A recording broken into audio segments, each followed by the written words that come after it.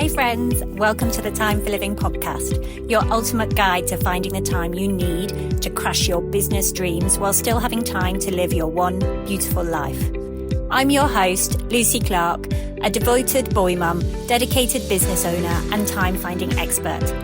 Say goodbye to the I'm too busy mindset that's holding you back from growing your online business. No more feeling overwhelmed or stuck in the same place year after year. Each week, we'll dive deep into strategies for being intentional with your precious time so you can hit those business goals while still making time for yourself and your family. If you're ready to create more time, get practical tips and prioritize the steps that will make the biggest impact on your business and life, then you're in the right spot. Pop in your earbuds, steal a quiet moment, and let's find time together. If you're listening to this while multitasking, maybe answering emails, folding laundry, or sitting in your car between meetings, this episode is specifically for you. I'm about to expose that lie that's keeping you exhausted, overwhelmed, and secretly wondering if you're failing at this whole having it all thing. The truth, you're not failing. You're just trapped in the Superwoman myth. And it's time to break free. Welcome back to Time for Living. Or if you're new here, welcome to the Time for Living family. I know you're here because you're tired of feeling like you're constantly behind, constantly overwhelmed, and constantly wondering how everyone else seems to have it figured out while you're barely keeping your head above water. But here's what I've learned. After working with lots of ambitious women just like you, the problem isn't that you're not capable enough or organized enough or strong enough. The problem is that you've been sold this story that independence means isolation, that strength means doing everything yourself, and that asking for help is somehow admitting defeat. And let me tell you something. This story is exhausting you. I see you there, nodding along because you know exactly what I'm talking about. You're the woman who says, "I've got it," when your colleague offers to help with that project, even though you're already working until 9 p.m. every night. You're the one who tells yourself it's faster to just do it yourself rather than explain it to someone else, even though you're drowning in tasks that could easily be handled by others. You pride yourself on being the capable one, the reliable one, the one that everyone can count on. And that feels good, doesn't it? There's this satisfaction in being known as the person who can handle everything. But behind that superhero cape you're wearing, you're struggling. Internally, you're drowning in that endless to-do list that seems to grow longer every day. You're working late nights and weekends, convincing yourself that this is just what success looks like, that this is what it takes to be a high achiever. But then you catch yourself feeling guilty when you can't handle everything perfectly, when something slips through the cracks, when you're too tired to give your best to everything on your plate. And here's the part that nobody talks about, the hidden cost of this superwoman mentality that's slowly eating away at your life. Your health is taking a hit. You're stress eating because you don't have time for proper meals. You're skipping workouts because there's always something more urgent. Your sleep is suffering because your mind won't stop racing through tomorrow's to-do list. Your relationships are strained because you're always busy or distracted. When your partner tries to talk to you, you're half listening while mentally running through what you need to get done. When your friends invite you out, you decline because you have too much work to catch up on. You're physically present, but mentally somewhere else, always thinking about what you should be doing instead. And those big dreams you have, the ones that made you ambitious in the first place, they keep getting pushed to someday because there's never enough time, never enough space in your overloaded schedule. You tell yourself you'll pursue them when things slow down, when you get caught up, when life gets a little less crazy, but that someday never comes. So here you are, successful on paper, but feeling empty and exhausted inside. You're checking all the boxes that society says should make you happy, but instead you're running on fumes, wondering why success feels so much like survival. If this sounds familiar, if you're sitting there thinking, how does she know my life so well? Then you need to hear what I'm about to tell you next. Because everything that you've been taught about independence and strength has been keeping you stuck in a cycle that's unsustainable and unnecessary. So let's talk about where this whole superwoman complex actually comes from. Because once you understand the root of this belief system, you can start to dismantle it. The Superwoman myth has convinced you that asking for help equals weakness or incompetence. It's whispered in your ear that you can't handle everything on your own. You're somehow less capable than you should be. It's told you that needing support means you're losing control or giving up your independence. The very independence you've worked so hard to build. But here's where it gets really twisted. This myth has also convinced you that asking for help means you're burdening others and that you're being selfish or needy. So not only are you supposed to handle everything yourself, but you're also supposed to feel guilty about even wanting help. It's this lose-lose situation that keeps you trapped in a cycle of exhaustion and isolation. The myth tells you that admitting you need assistance is the same as admitting you can't handle your responsibilities. But think about that for a second. Where did that belief come from? Well, it starts with the societal messaging we've been fed about what it means to be a strong, independent woman. We've been told that independence is the ultimate goal, that needing anyone else somehow diminishes our worth or our strength.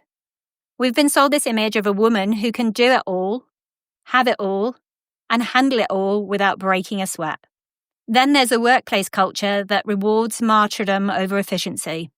You know what I'm talking about. The colleague who brags about working weekends gets the promotion, while the one who delegates effectively and goes home at a reasonable hour gets overlooked. We've created this backwards system where being overwhelmed is seen as being dedicated, where burning yourself out is seen as being committed. There's also this deep fear that delegating means you're not adding value.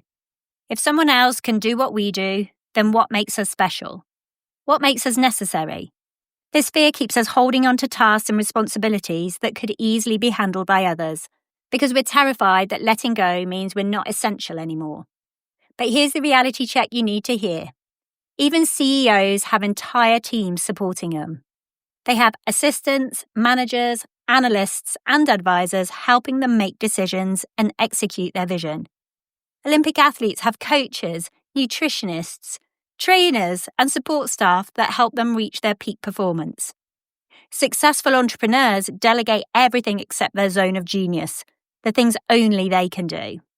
The most productive people in the world are masters of leveraging help, not doing everything themselves. They understand that their value isn't in their ability to handle every single task, but in their ability to create systems, make strategic decisions, and focus their energy on what matters. So if you're still feeling like asking for help makes you weak, I want you to know that's completely understandable. We've all been conditioned to think this way. But what if I told you that this belief system is actually what's keeping you from the life you really want? The most successful people aren't the ones doing everything alone. They're the ones who've learned to build incredible support systems around themselves. So now that we've torn down the myth, let's build something better in its place. I'm going to walk you through what I call the strategic support system approach. 4 practical steps that will help you shift from doing everything yourself to designing a life that actually supports your goals. Step 1 is the support audit. And this is where most people want to skip ahead because it feels boring or obvious. But trust me, you can't build effective support systems until you know exactly what you're currently handling. I want you to literally list everything that's currently on your plate. And I mean everything. Work projects, household tasks, family responsibilities, personal errands, those random things you do because you've always done them. Once you have that list, you're going to put each of these things into 3 buckets. Must do personally, could delegate, or should eliminate entirely. The must do personally category should only include things that truly require your unique skills, your experience, or your decision-making ability. These are your $1,000 an hour activities, the things that only you can do and that directly contribute to your biggest goals. Then calculate the true cost of your time spent on those low-value tasks. If you're spending 5 hours a week on the things that could be delegated for $20 an hour, you're essentially paying yourself $20 an hour to do work that's keeping you from your highest value activities. That math doesn't make sense for someone with your ambitions. Step 2 is building your help hierarchy, which is basically mapping out all the different ways you can get support.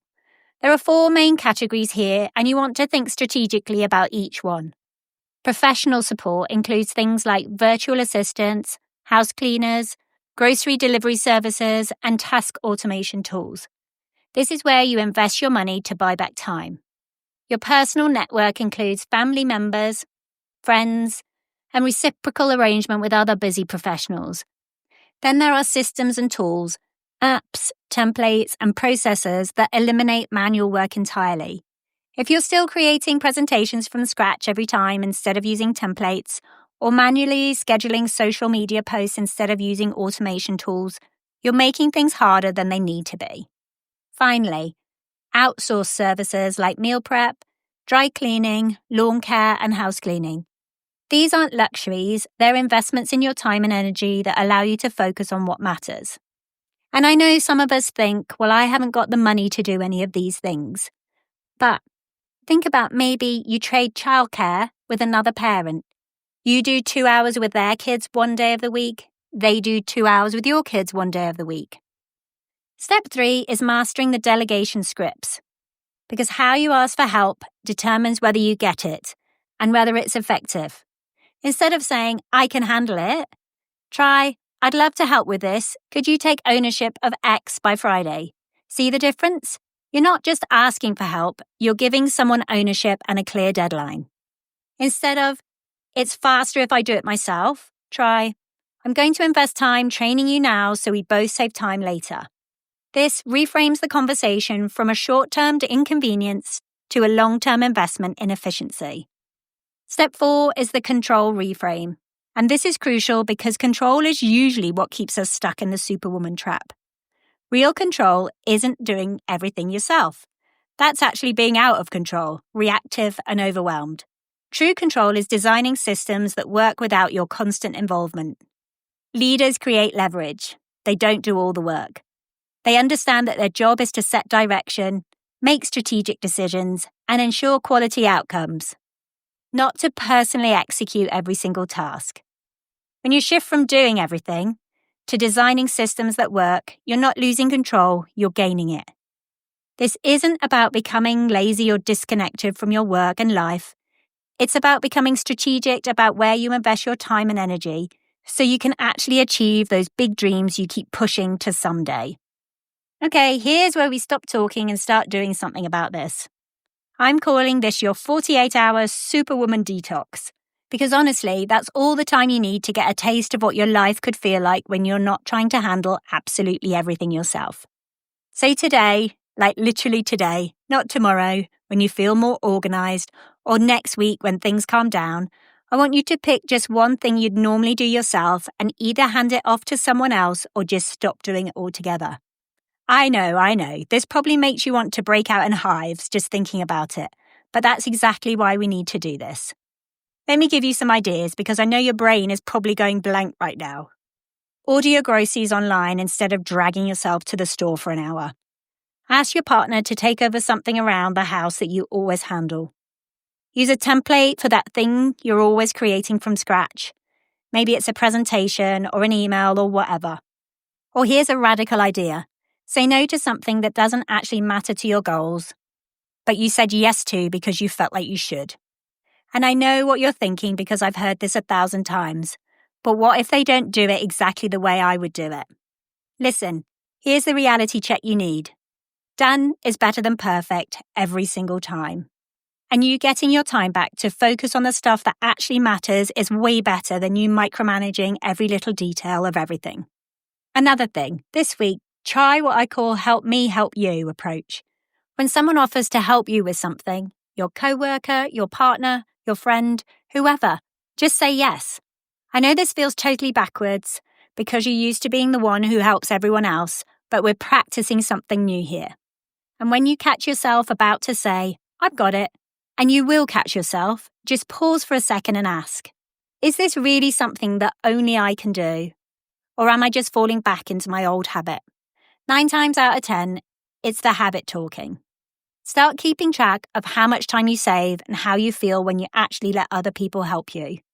I'm betting you're going to be shocked at both. But here's the thing that's really going to change everything for you. You've got to start thinking about yourself differently. Right now, you probably think, I'm the person who handles everything. But that's exactly what's keeping you stuck.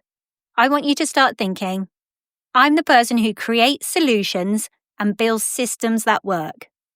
You're not the person who does all the work. You're the person who figures out how to make life work better. That shift right there, from being the doer to being the designer, that's what separates the women who stay exhausted and overwhelmed from the women who actually get to their big dreams. You're not giving up being ambitious. You're just being smarter about it. All right, if you want just a little bit of extra help, here's what I need you to do right now. Before you get distracted by whatever's next on your list, go grab my free time audit workbook. And here's why this matters so much. You can't figure out what to delegate until you actually know where all your time is going. Most of the women I work with are completely shocked when they see what they're actually spending their hours on. This workbook is going to help you see your time drains, figure out what activities are actually worth your time, and most importantly, what you can hand off to someone else or just stop doing completely. It's literally the same process I walk my private clients through, and they're getting back 10, 15, sometimes 20 hours a week. You can download it now at timeforliving.co/taking control. Because here's what I've learned. The women who break free from this Superwoman thing the fastest are the ones who get really honest about their time first. Your dreams are sitting there waiting for you to stop being a martyr and start being the CEO of your life. Well, that's it from me at Time for Living, and I'll see you next week with another way to take back your time and actually build the life you want instead of just surviving the one you have. Hey friends, thank you so much for tuning in to the Time for Living podcast today. If this episode inspired you to take action and save time, I'd be so grateful if you could leave a written review and subscribe over on Apple Podcasts.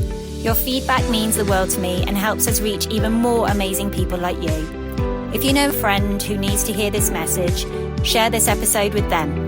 And remember, your time is precious, so make every moment count.